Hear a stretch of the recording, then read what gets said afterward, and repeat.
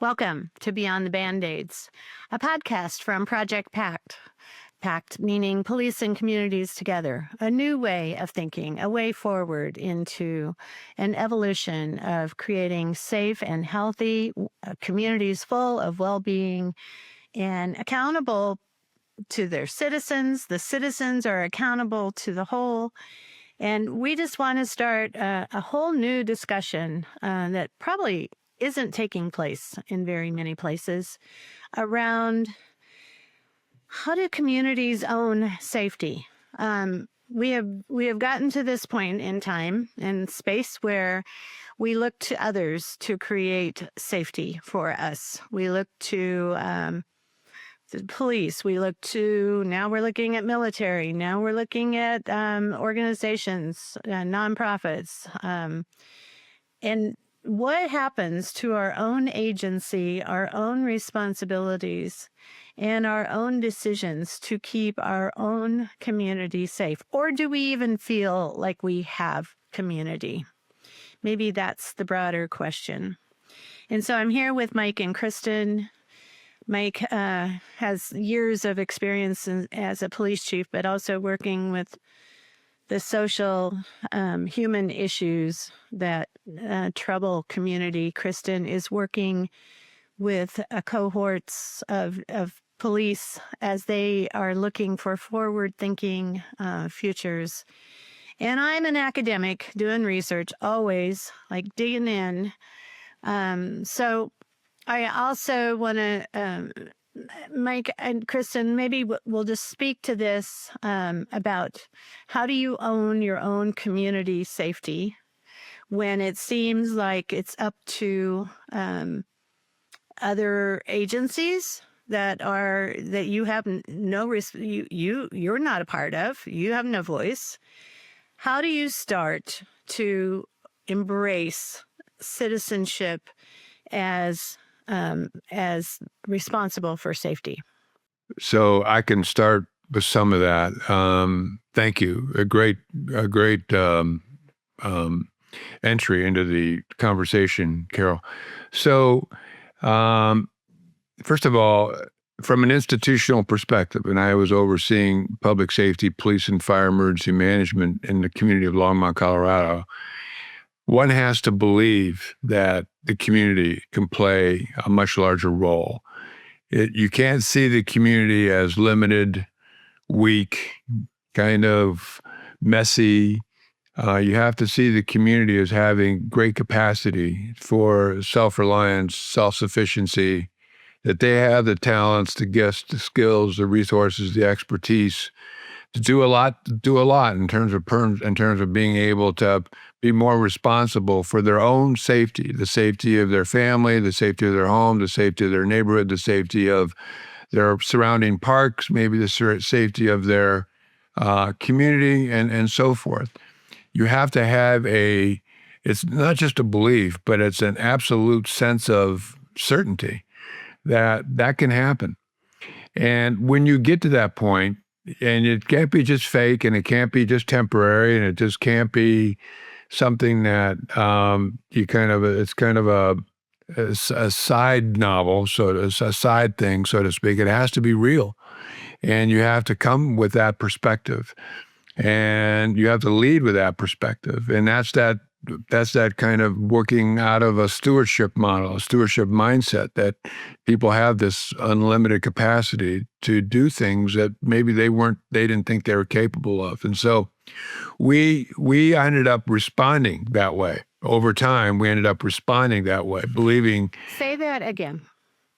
People ended up believing they could do things they didn't think they could do. Yeah, no, people just want an had exclamation mark. People, okay, well, thank you. And so people, at some level, had to be convinced that they could be responsible and accountable for their own sense of safety, for their own experiences, for their destiny, for the quality of life in their neighborhoods, in their community, and surrounding parks, et cetera. That was a shift that had to occur from an old model driven by a patriarchal-like thinking process that says the institution is your answer. The institution will be the one that makes you safe. The police, the fire, and other government entities will be the ones that control your destiny, so to speak, and just give us the room to be able to do that, and we'll take care of you.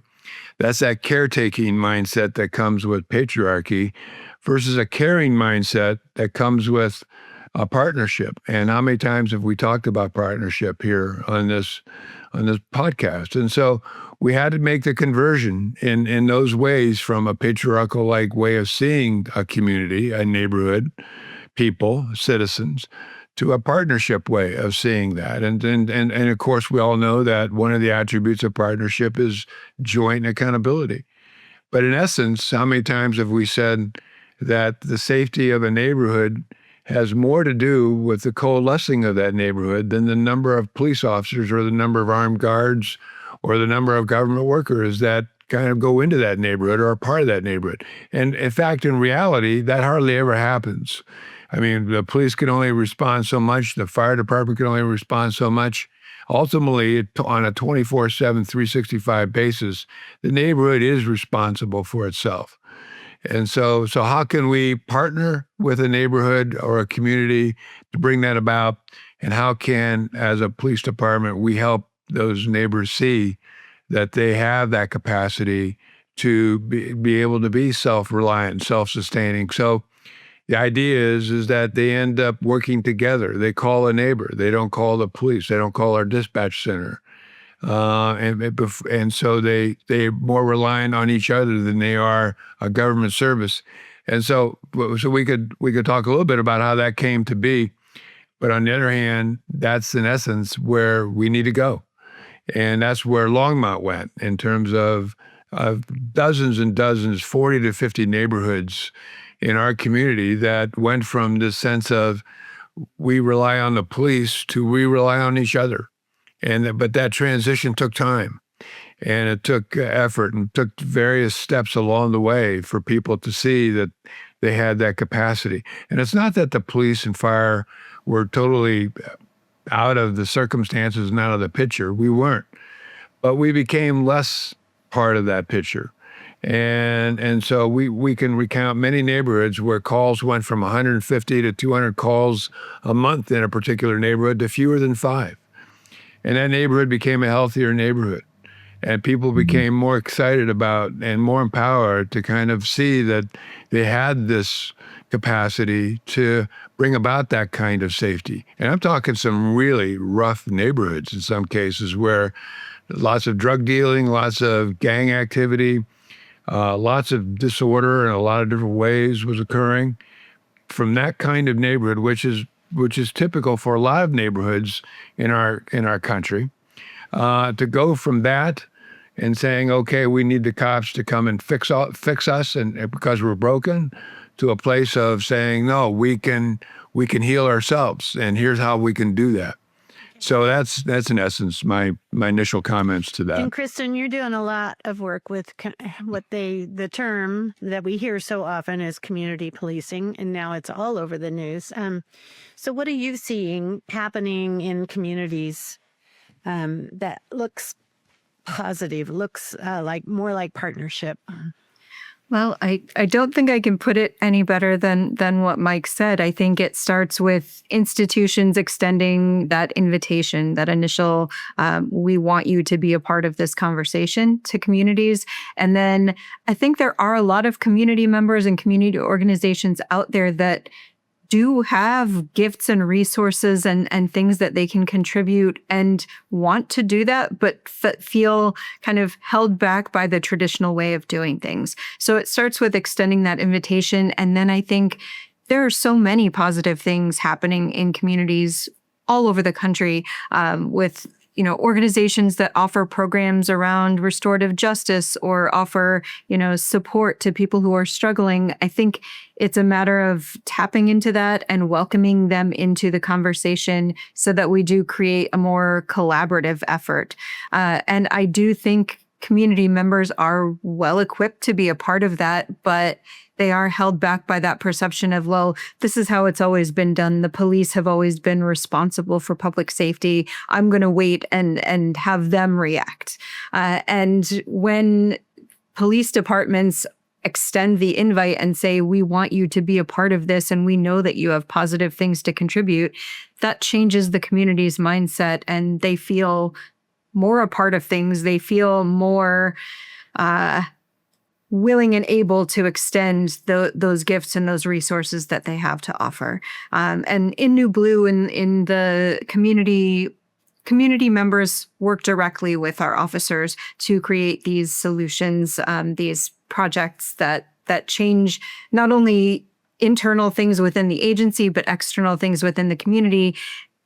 These community groups want to be a part of this. They have things to offer. We just need to say, hey, we're welcoming you in. Set up the 4-lane highway, right? Exactly.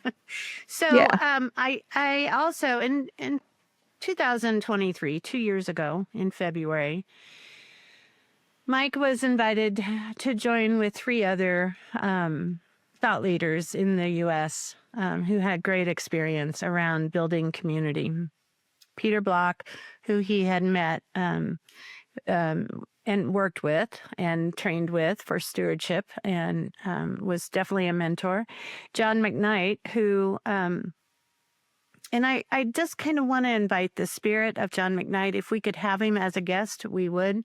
But he passed earlier this year at the age of 92.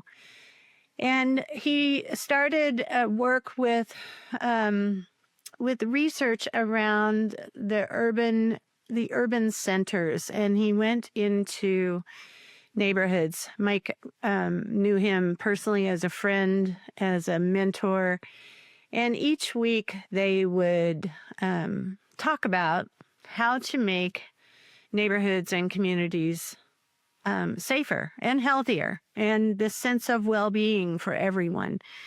And so today I'm going to read from some of the things that Mike wrote to John.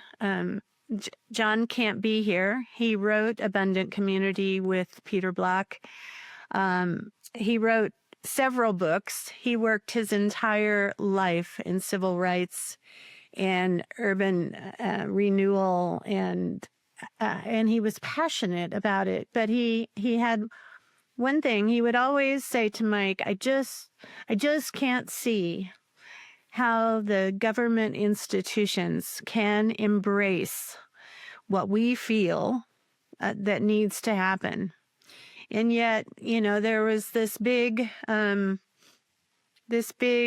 understanding that you still need government, you still need structure, you still need enforcement when somebody goes too far and heads in with violence and a real criminal behavior. You need that for a community. And yet, in many cases, the community can start to work to create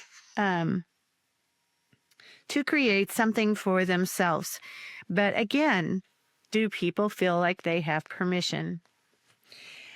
I'm just going to read a few of these paragraphs of what happened as you went into those 40 and 50 neighborhoods, Mike. And this letter is to John McKnight. Trying to understand how Mike was doing this as a police chief with a department of 400 staff members. Given all the variables, our approach to helping a neighborhood help themselves never fell into the one-size-fits-all nor the quick fix categories. We saw every neighborhood through the evolutionary prism. Now I'm going to stop right there and then pick it back up. What does that mean, Mike? Well, what that means is each neighborhood was unique in its own development.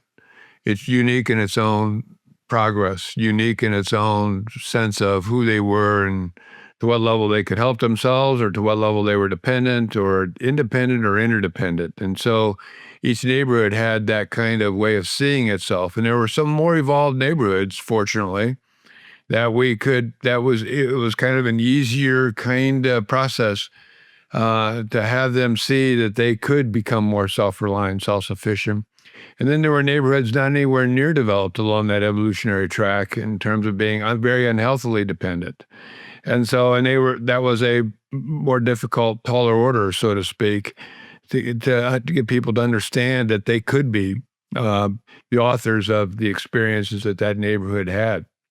And so all of us are familiar with people who are incredibly unhealthy in that way, or organizations or other entities. And so we know that. And then we also know people who are quite interdependent, quite mature, quite sense of self-responsibility, self-aware, self-conscious. Those are the things that, we kind of encountered. We encountered people all over that continuum. I called it an evolutionary prism, but that's how we looked at that. We looked at through the lens of where they were involved at and what it was going to take from that point to move them towards that sense of interdependence. And did it matter, the social or economic, no, it didn't. People it didn't. The fact of the matter is we worked mostly with economically disadvantaged neighborhoods, and neighborhoods that would be characterized. They were mobile home parks, apartment complexes, high density housing. Occasionally we worked in neighborhoods where there was home ownership, but the vast majority of what police respond to are neighborhoods where that kind of dynamic exists. But so this is a testament to folks who don't necessarily have a lot in their lives being able to kind of step up and create something that didn't exist before for them without a lot of economic assistance, self-economic assistance. And so just to kind of characterize that just a little bit more. The social bonds, the social working together. Okay, right. Back to the letter. Our approaches had to be adaptive, full of patience, and with an understanding that every 3 steps forward, there were likely to be at least 2 steps in other directions. How did you keep your staff motivated? How did you keep the citizens motivated to keep going? Because we all give up so fast. That's a life experience for all of us in terms of running across obstacles, challenges, things that are setbacks or whatever that might. In so many parts of our lives, we run across those things. The question is how do we transcend and overcome and move forward? Was a big part of, the lessons we learned as well. We also learned those lessons as we dealt with folks who were struggling with chemical substance addiction and or mental health issues. There was always relapse. And so our patience and our sense of hanging in there with people in spite of their obstacles, their challenges, became a big part of what we needed to do to care for. So this came from a caring perspective. This came from a compassionate perspective. It came from a perspective of, we believe in you. We trust you. We have confidence that you're going to be able to pull this off, so to speak. But we're also going to hang in there with you. Wow. Through all this. So. And always, this back to your writing, back to John. The pace of progress was governed by the neighborhood. Yeah. I mean, we didn't want to move any faster than they could move. And that gets into the sense of meeting people where they're at, meeting organizations and communities or neighborhoods where they're at. But always understanding, believing, and seeing the possibilities. And so keeping those in the front of our minds in ways that said, we know the pace is slow. We know we're going different directions. But we also know this gets into that whole evolutionary mindset of we're moving forward in some ways or some fashion. And so that was always part of life, and what we talk about in one of our classes is becoming a partner with evolution. What's that look like? And that's the essence of this, from our primordial ancestors to the unfolding of all the intelligence that we're going to eventually see. There's a process there. And so we looked at this as this is not something that's overnight. This is something that took a while for this to become this way. And it may take a while for it to get to that point where people sense that they can be more in charge of their own destiny. Yeah, the culture of a neighborhood has to shift as well. And culture takes time. Mindsets take time. Belief takes time. The neighborhood's collective will of the neighborhood. Now, what I found fascinating in preparing for this week was that we focus so much on individuals, but we never think about the neighborhood as a whole. We might think about organizations within the neighborhood, but I found that fascinating that the collective will guided everything. If we would have listened to one person, we would have failed. But we had to listen to the consensus and the collective voice of the whole group, so to speak. It's not that individual voices didn't count, but the whole of those individual voices became, as we like to say, greater than the sum of just the parts of those neighborhoods. And so we had to really listen to that whole collective nature. And when people began to see that collective nature amongst themselves, that was a power within that group that, to kind of not drown out the individual voice, but to say it's more powerful, so to speak, very powerful. Yeah, and we, you writing, we as the police chief and department, we served multiple roles as conveners, facilitators, advisors, inviters, encouragers, mentors, and yes, even enforcers. When necessary, you enforce the law. The neighborhood was responsible for making choices from the varied options that presented themselves about what they hoped for, what they were hoping for, the goals that they were setting, and what they wanted to be, their own identity as a collective, as a whole. I think we've never talked about it. We've never thought about it. We've never, I'll tell you, realtors use it, right? Realtors will say, oh, this is a great neighborhood and this is why. They have block parties and they have a gathering place and they have this park where everybody comes together and the children feel safe. Realtors will sell a neighborhood, but the neighborhood itself never gets together to identify what they want to be. We encourage folks to consider patterns of information, not just one-time happenings or events, prior to making decisions along their forward path. Everyone kept their fingers crossed for small successes early on and along the way. And I just want to kind of bring that to the conversation of a dependence to interdependence is very much like raising a child, right? And you start off with, you got to keep them safe. You've got to keep them fed. You've got to keep them contained somewhat. And I think what's happened with police in our country is that they've been thrust into this role of we're dependent on you. Now, do what you need to do, and we're just going to be bystanders. We're just going to we're going to hang back. It gets more intense than that. It does. You often hear police officers and police departments say, "We're the thin blue line, and we're the ones that kind of protect." That we're the difference between good and evil in a community, when in fact that's not even close to being the reality or case when it comes right down to it. And if you need us, call us for anything. And as you heard me say, the patriarchal model was the mantra. If you need us, call us for anything. Well, communities took us up on that as if we were the answer to every problem that they had, to the point where calls for service were not even related to public safety issues. They were related to lots of things. And so someone sprinkling my lawn, or we even had calls for people say, can you help me do my taxes? And those are things that were lots of things along those lines where people became so dependent on us because we kind of invited that dependency, which became in essence unhealthy for everybody, including us, including the police, because we became so overwhelmed with their sense of unhealthy dependence, we couldn't handle it all. And so that's how police have gotten themselves in issues. That's how the criminal justice system has kind of gotten itself in the mode that it's in, where it's triaging everything, is because they became the answer for all the health and social issues.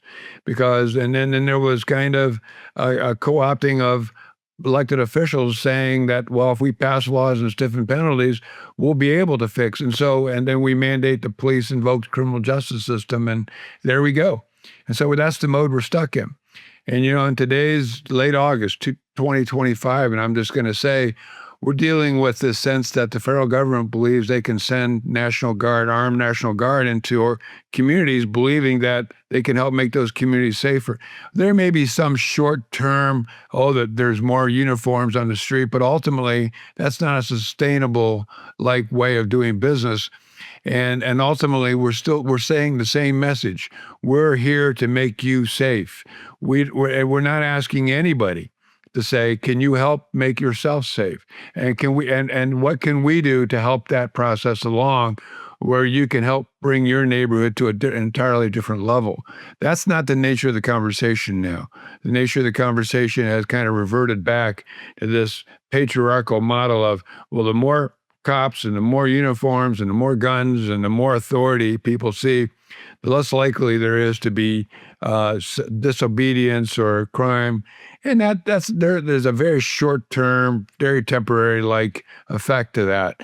Ultimately, in the long term, this comes down to neighborhoods and communities kind of seizing that moment and saying, yes, we can be safe. The safety of our neighborhood and our community is in our hands. And so, to mention Peter Block and I wrote a little booklet called Safety in Our Hands that's on our Project PACT website that I would encourage people to read. It explains a lot of these things. Yeah, and you just need to get on projectpact.org and put in your email, and you will receive a copy of that that you can download. Yeah, Kristin, what have you seen happening in neighborhoods? Have you seen this progress, the small steps? I love that line, the small steps of success and progress, and realizing it takes time. I love that too. And I think there were so many key words that I was picking up as you were reading Mike's letter: adaptive, patient, giving people choices, inviting them in. I think all of those are keys to success in building a more collaborative model. And if you give communities those things, they do become naturally more involved. But, to your point about raising a child and how it kind of aligns with what we're talking about, when you're raising a child and you don't give them any choices and you don't, let them go out there on their own, they're going to continue to be reliant on you, or they're going to go in the other direction and kind of rebel and resist you, and you're not going to collaborate and work together. And it's the same for communities and the police. The more that this is a productive conversation, full of choices, full of patience, full of the acknowledgement that you might take 3 steps forward and maybe 2 steps backward, and you have to be okay with that, that's how you get somewhere. So I do see communities as moving in a very positive direction, wanting to be collaborative, wanting to come together as a whole and support each other and offer resources and be more involved. We've seen some incredible programs start around being more understanding, being more open to the human experience, supporting people where they need support if they are struggling, and helping them to become more active and involved members of the community. All of those things have to happen in collaboration with the police, because ultimately, the police have been in charge of public safety for a very long time, and they have important knowledge to impart on this conversation. And once we open that up for everyone to express their needs and their wants and how we want to see communities thrive, that's the starting point. Yeah, they're trained. They're trained to understand what happens in an emergency, in a disaster. I'm going to talk about my own experience with neighborhood. In 2013, we had about 18 inches of rain over 2 or 3 days, and the flood alerts were out. Of course, our neighborhood was a middle class. Everybody owned their home, a ring of 99 homes, and but a river broke and the water headed into our neighborhood. And I didn't know Mike, wasn't working with him at the time. He was in a helicopter watching as it happened. Now, as we all got into that disaster, of course, we were, what's the word? We we were evacuated and we couldn't go home. And it took 2 days, and many of us had pets in our homes. And so when we finally got to where we could get to an entrance to the neighborhood, the police were there, and they weren't allowing us to go in, which some people were getting angry about. But guess what? They were protecting us. And they worked out the systems to bring in boats, to float to the doors, to help all of us. Well, first of all, the firemen rescued a lot of people from that neighborhood on their backs, making sure everyone was safe, including people who had special needs, children that were in basements that filled up in 5-10 minutes. No one was injured or hurt. And then we floated in and got the pets out, and got to the medicine, the things you hear about in disaster relief. And then Mike brought in, and I think it's pertinent to this conversation, he brought in the National Guard. Because as the cleanup happened, as we had to bring all of our possessions out on the streets, they made sure that nobody was allowed in unless they were a registered organization that was there specifically to help. And so we were protected from possible looters, and we didn't have windows. They'd been knocked out. And then and we got used to having the National Guard guarding us. We were very dependent on it. We knew we could go in and out, and they were checking off our names, and we were fine. We were guarded, and we were all coming together every night. Somebody would bring a meal, and we were working together. I learned more about my neighbors through a disaster than I ever learned walking next door and saying, "Hey, can we have dinner together?"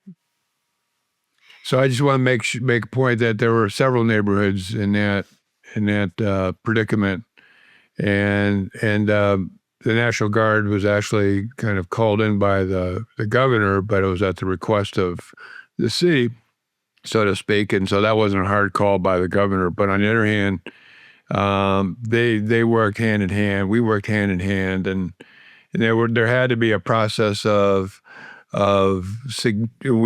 you go from search and rescue kind of operations to recovery, so to speak, that there's a process of how you move forward with intervention, et cetera, in terms of, and also citizens having access to homes. But I also want to make a point real clear that the rescues, a lot of them took place by the fire service, fire department, and a lot of the kind of the boating and the going in and out from a safe place by boat to the homes that was all coordinated by our fire service. And so kudos to our fire service at that point. It's not that the police didn't help, but on the other hand, that was a fire service function. So the rest of the story is one night at dinner, the National Guard was walking around and talking with us, and they said they were leaving that night.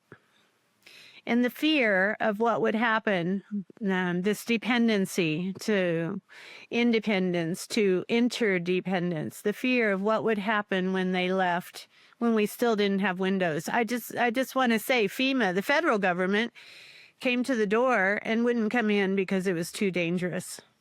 So as you're dealing with disasters and safety in community, the realities of what happens as you go, and I can't imagine, in an urban center when a neighborhood just gets very gang-ridden or drug or related problems.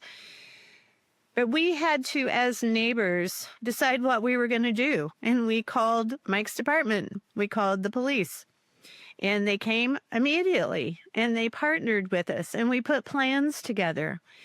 And we still helped each other through the weeks ahead.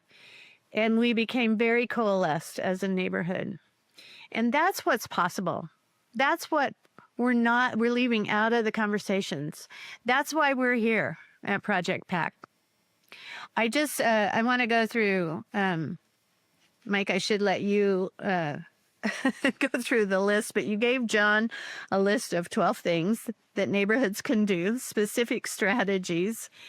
And I know, Kristin, that your officers are working these same strategies.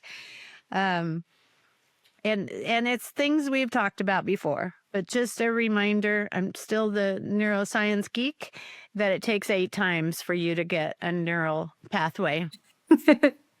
So I think you can't repeat this enough. You're going to hear it over and over. You convened the neighbors multiple times. I'd like both of you to kind of talk through the power of coming together. What does convening mean? Is it one person talking and everybody else listening? What happens when you convene the neighbors? I think it's everyone talking, but I think it's, organized and one at a time and, being sure that everyone feels heard. I don't think everyone talking over each other is particularly helpful or productive, but I think we want to give everyone the time and space to express what they need to express and have others respond to it. Yeah, and building on what Kristin said, it was often the first time that neighbors had seen each other or talked to each other. And so the building of relationships, the relatedness piece had to be powerful enough for people to kind of sense that this was a collective effort. It wasn't just going to be my way or their way, or it was going to be our way. And so the convening function really allowed voices to be heard, thoughts to kind of emerge, but also for the sense of building from one to the other in terms of having this kind of collective way of seeing how they could move forward. That was important. And whenever we convene a meeting from SOSIS, we have guidelines for conversation. And Mike goes through those guidelines first so that people know what the rules are. Number 2, multiple conversations about neighborhood residents' skills, gifts, time, interest, the meaning of partnership, joint accountability, action on their part, and hopes. Yeah, I mean, that's pretty self-explanatory, but we wanted to make sure that they saw that the future was theirs to create. And it just wasn't, here's what we're going to do and here's how we're going to do it, and you could just follow along. But it was theirs to create. And if they wanted to create a different future, which eventually everyone did, then it was theirs to see that they could do that. And so all of those things were talked about in terms of what are the attributes of partnerships? What are the attributes of how we move forward? What is the sense of who has this capacity? Who can do this? Who can do that? Who has time? Who has the energy? What days of the week, et cetera. All those things were kind of talked about down to finite details often over a period of time. And so we clarified expectations about who would do what, who would play what roles, et cetera. And there became this sense of accountability to each other. And there was a collective accountability that grew out of those conversations, which was very powerful. But again, through that evolutionary prism kind of way of seeing things, some of those conversations took a lot longer in some neighborhoods than they did in others. But we couldn't bypass those things. We had to stay with a certain aspect of how we were doing things until we had something more concrete, more substantial amongst the group to move forward with. Oh, well, I just want to say if John McKnight, he is here, his spirit is here. He would say the number one thing you can do is help a person identify their gifts. The number one thing they don't think they have is a gift that they can share. Something that's worthwhile to offer others. And, Yeah. You've heard me say this before, that some people say, well, I'll make food. I'll bring, and, the breaking of bread was very important in terms of this kind of relatedness piece. And some people would kind of offer a lot more in terms of, I have a trailer, or I have access to this, or whatever that was. And so, but each person's gifts were honored, recognized, and we wanted to make clear to them that their gifts were going to be useful for the effort. It wasn't just that they had a gift, but it could that gift. And anytime someone senses that what they offer is useful, there's hardly anything more powerful for people to say, I want to hang in there with this effort, and I want to be part of this something that's bigger than me, that we can create a future that I didn't know we didn't know initially could happen. So. And you don't always know what someone has to contribute or to offer until you ask, until you open up the conversation, until you listen, and then until you give them the time to grow and develop this gift or this offering. Yeah. It doesn't always happen at the first question. For our listeners, this is more important than you can even begin to imagine. Yeah. I just want you to understand. I want people to understand that that's very important. There's lots of conversations you need to have, but that gift conversation may be the most important one. Yeah, I know we're going to run out of time, so I'm going to make Mike rewrite these strategies and put them up on the Project PACT website. You'll be able to find them there. But we'll go through a few more, and maybe we'll just keep this conversation going to the next podcast. Promises to see the project through. Now, the other night we had a large community convening. We were talking about different things, different topics every 2 weeks. The topic last week was transportation and infrastructure. And Mike asked for promises from people, from small groups. And he got them. People wanted to they were encouraged and enthusiastic. Make a commitment, yes. Yeah.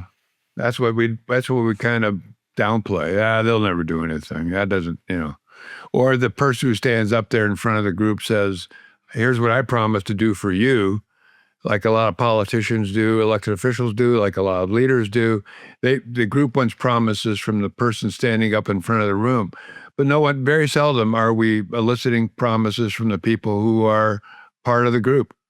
And so the partnership going from dependence to interdependence requires that everyone make a promise to be part of creating a future that's different than what we have now.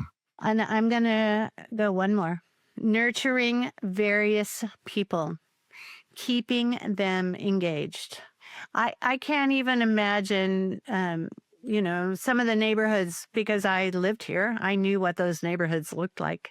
I can't imagine how a police officer could, but we read about it all the time. I know there's a lot of movement going on in England and Canada and around this real developing relationship, nurturing various people, including those. You talk, Mike. The ones that maybe. Well, mentally ill or unsheltered. Those were folks but there were also folks who had a lot of leverage, whether they were kind of well thought of in the neighborhood, or they had lots of resources, or they had lots of capacity.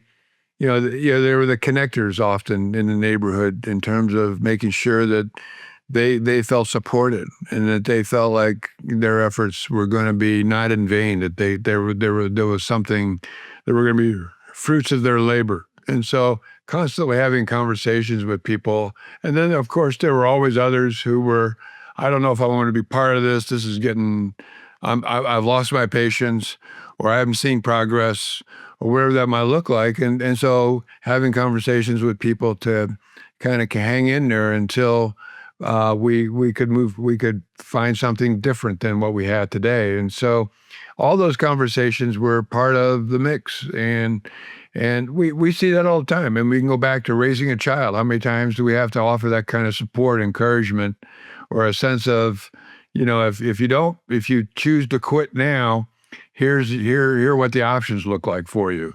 And so we have these conversations all the time anyway. And so we just said, let's just, and then they weren't from parent to child as much as they were from person to person, and people we became acquainted with, friends with. And so and when they kept on seeing us showing up over and over and over and over and over and over again, they saw our consistency, our commitment and dedication to helping them see that they could create a different future for themselves. And so they saw that. And so that encouragement and those kind of supportive conversations were credible and most often successful.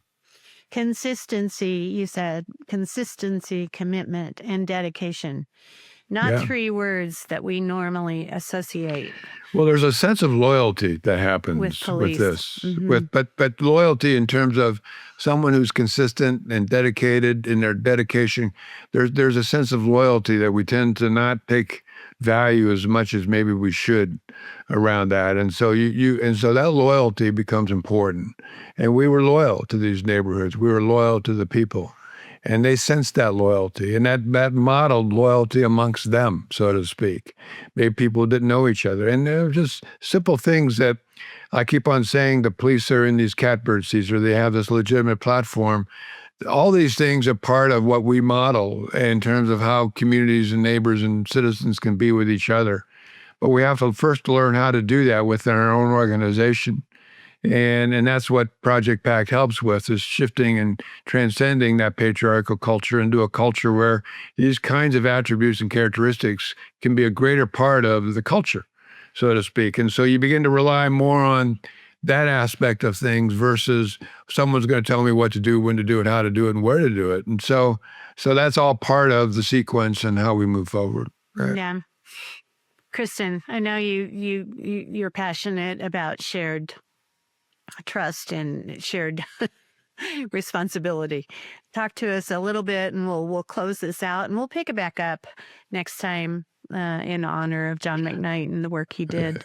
I think also in honor of communities and neighborhoods too that are hungry for a different future than what they have. So.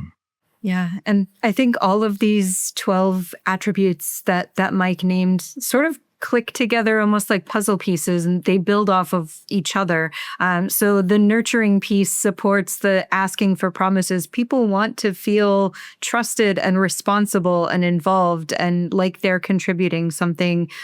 So for me, I think they all support each other, and we have to have all of those pieces working to create this community that we all want to see. I think collaboration is the goal, and it's also the vehicle for success, for building a healthy community, a safer community. I love that concept of a puzzle, and all the pieces fitting together. And by the way, there's how long it takes as well. There's a building of a scaffolding here as well through these 12 pieces that are sequentially kind of written in a way that suggests this comes near the front end, this comes in the middle part, this comes near kind of where things are moving, and now what we're trying to do is sustain what we're doing. And so there is a scaffolding kind of building upon each other, as well as what Kristin talked about. These pieces all eventually fit together as we move forward. Well, great. I think we're going to wrap it up for today. Again, Mike and Kristin are available for just any kind of a telephone call. If you're a community member and you're like, I don't know what to do, I'm frustrated, give them an email. They'll set up a time to talk to you. Kristin at projectpact.org or Mike at projectpact.org. Kristin with an I. Kristin with an I. I have so many Kristins in my life. And we thank you for listening today to Project PACT and Beyond the Band-Aids. We're getting, beyond this quick fixes. How do we move forward? How do we evolve into the communities that we want to see, that full puzzle, that full put together puzzle? So please subscribe, give us a 5-star rating so we can spread the word a little bit more. We're talking about pretty relevant topics today, and thank you to John McKnight. Bless his work on earth and wherever he is at this moment, surely in some enlightened place. Fixing More neighborhoods. Building neighborhoods, helping neighborhoods build themselves. Yeah. So thank you for listening to Beyond the Band-Aids.